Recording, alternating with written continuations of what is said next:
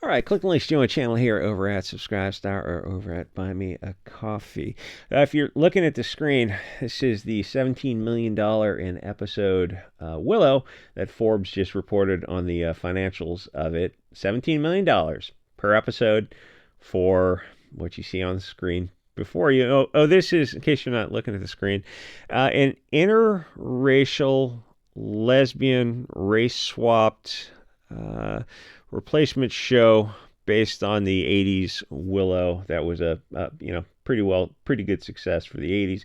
And the 1980s, perhaps you've heard of them.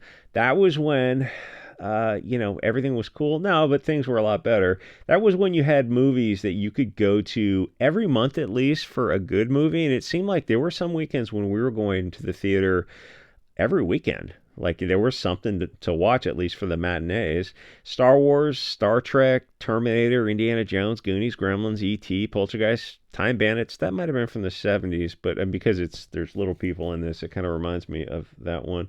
But the thing is, there was a lot of stuff on TV or for rent, and that's kind of another issue. Is like back in the days of Blockbuster, going to rent VHS tapes, of which I still have a few VHS tapes. Because you can rip them directly to your hard drive if you want to. I've got that John Ritter movie with the dragon. In case anyone wants that animation, I can mail some of this stuff. I should have a big giveaway. The thing is, there was a big social event when you went to Blockbusters and you talked to people about movies. And I kind of look at like modern society and wonder if things are isolating on purpose.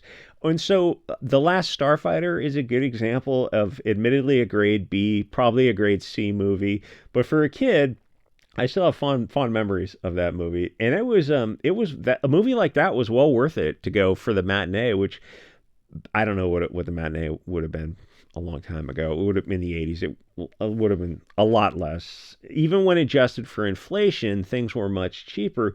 And that's its own issue because movies, like comics, are following the model of in the face of declining sales. Because, again, if you're looking at the screen of the interracial race swap lesbian in the European folklore setting, things were much cheaper back in the day.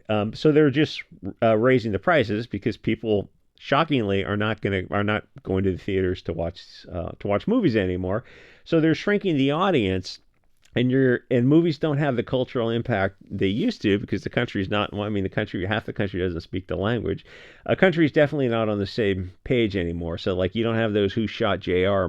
Moments, admittedly before my time, but that kind of thing where a huge percentage of the country is watching the same news, is watching the same shows, and then they're IRL, they're talking about things, and like a different cultural phenomenon, a sociological dynamic going on there, where people were, I think, keeping the media more honest back in the day. Anyway, movies like Willow.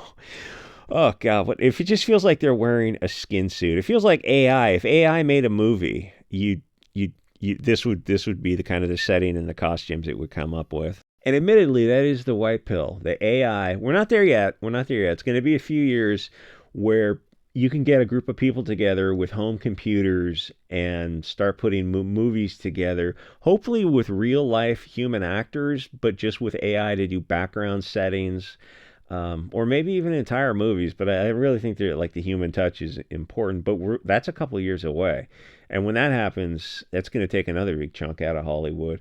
I mean, because imagine all the movies that come out now, and just take the movies and go, oh yeah, what if we just got rid of the diversity and made the movie, or swapped out the good guys and the bad guys? Like, what are you saying? Make the antagonist non-white?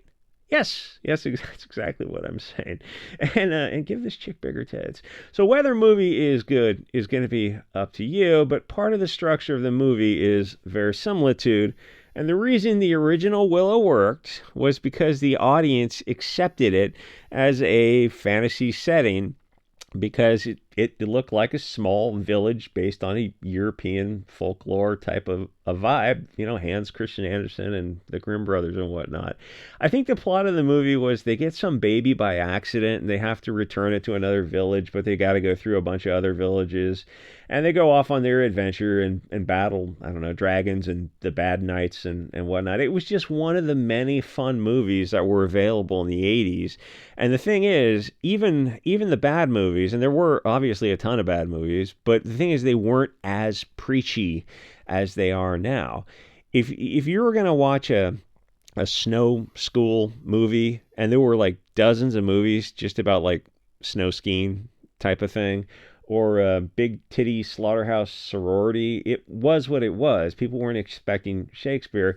Girls in bikinis running around, skiing down. Oh, you know what? There's a lot of James Bond movies in the, well, 60s, 70s, and 80s, but there were still some in the 80s. Skiing down with, chainsaws so they could raise funds to save their ski chalet or whatever. Breaking 2, Electric Boogaloo, those are classics even to this day, though admittedly as an adult I'd probably have a rough time. I look at myself as a kid and go, was I retarded?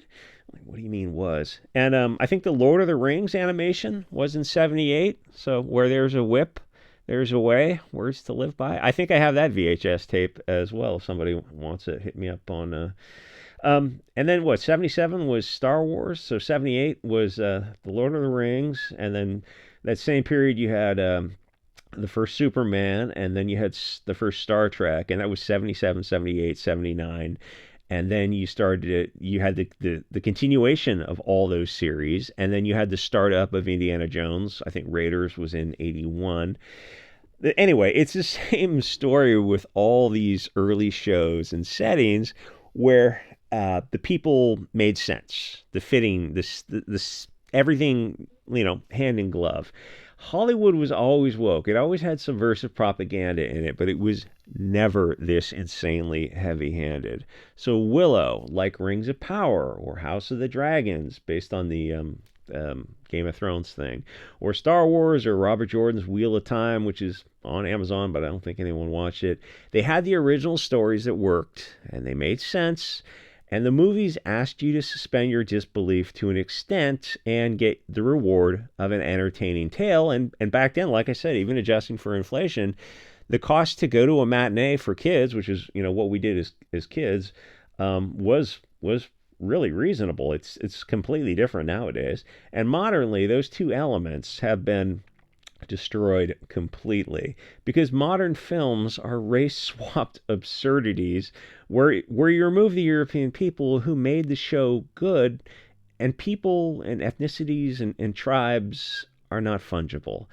And they replace them with affirmative action hires who destroy the show. And the rating on the screen here tells you this is the common tale of Hollywood, where the woke reviewers, far left reviewers, give this thing 83%, and the average audience is giving it 27%. The audience score is the only score that matters. You watch a modern movie now, it's like, oh, hey, it's an ancient French village, and it's full of Africans, Indians, Arabs, everyone but French. Yeah, I don't want to see that. Now, the movie industry, these people who vacation on Epstein Islands and think they have the moral high ground, can call us racist and sexy and whatever they want. But, after they call us that, you just got to look at them and go, okay, oh, Big Trouble in Little China. Remember that? What a freaking classic that was. You go, okay, I get it. We're sexy and racist. Fine. Now what? What comes after that? I mean, yes, I don't want diversity. I have in-group preferences like most of the audience does. The only difference is I'm just saying it aloud. I want European actors. Now what? Calling us names doesn't get us into the theaters. Like, why would you think that would work? We don't care. So race swap movies don't have the suspension of disbelief. They're just cultural Bolshevism pushing anti-white hatred through this kind of stochastic, slippery defamation. But then the other part is the money shot of the movie. There is none. There's no payoff. There is no good movie even after 90 minutes. There's just 90 minutes of woke propaganda. So what's the point of the movie? They're so bad, they're not even worth sailing the high seas for. And that's the other issue, as I said the other day, is you've got to have a reason to go to the theaters. And if you, in the days of streaming, it's so much easier just to stay home. And the Wu Flu had a big part to play in that, got people comfortable with the idea of home theater systems. So you go, so what stops you from sailing the high seas instead of paying for Amazon, Netflix, Disney, whoever?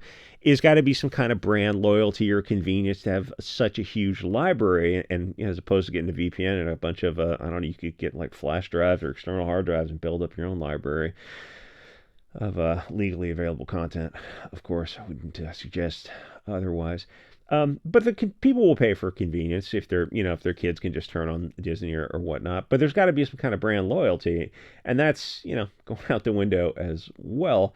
So anyway, Disney remade Willow, and instead of using the European actors who look like they belong in a fantasy setting, that's of course based on European folklore, like hundreds of years of European folklore, they used non-white actors who don't fit in at all whatsoever and completely and totally ruin the story. It's like oil and water or something. It's something, you're seeing something, you go, oh, this is obviously Hollywood propaganda. And if you want to make a movie with Indians, blacks, Chinese, just create a new show that nobody will watch instead of ruining the potential of the old IP. People hate diversity. More people need to come out and say that. And this show was full of people who do not fit in a European mythology. Like with Lord of the Rings, the audience really loves white people. Not sure why this is a problem for Hollywood. European people are special because a function of being special is rarity. Those two things are, the same coin, different sides. They have light hair, light eyes, explorers, innovators, storytellers. And in fact, most European folklore and mythology is 100% European. Also a very attractive people, but they're the ones who created these stories. So when you race swap characters from other parts of the world who in many cases, well, let me be careful here, did not create stories. They had word of mouth stories. But they created their own. I must not say. European stories are special because they're written down, and they're based on a long time period and a very unique set of circumstances. And I'm not necessarily saying that other groups aren't special because they all share some traits that some people would say are less the opposite of special. I guess the audience is kind of saying that. Anyway, he says he can't find the movie on Disney because it's the show is so bad that it's causing reputational harm to Disney. It's like when Warner Brothers made Batgirl with, I guess it was Black Girl with her afro.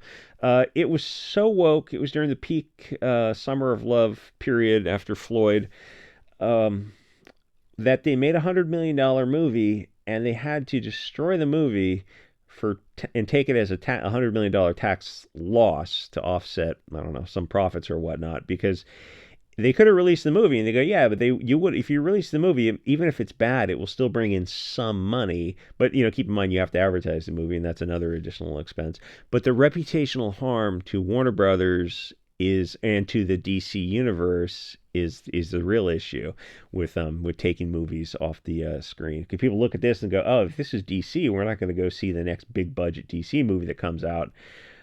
Same thing with Star Wars is running into that problem with their streaming shows, and Marvel with their streaming shows, and like Marvel's gearing up to come back with another Avengers movie. And I think of Avengers, I think like, wasn't it like a decade ago? Didn't they? They ended that. Didn't they end it more than 5 years ago? And then like the end of the universe and they brought people back or something. It's like it's over. Anyway, like, comment, subscribe. Join me over at SubScribeStar. Buy me a coffee. Thanks to everyone over there, which is actually good timing because my computer just died and I was having a bit of a challenge of a day, not putting a brick through it. I will see you guys all next episode.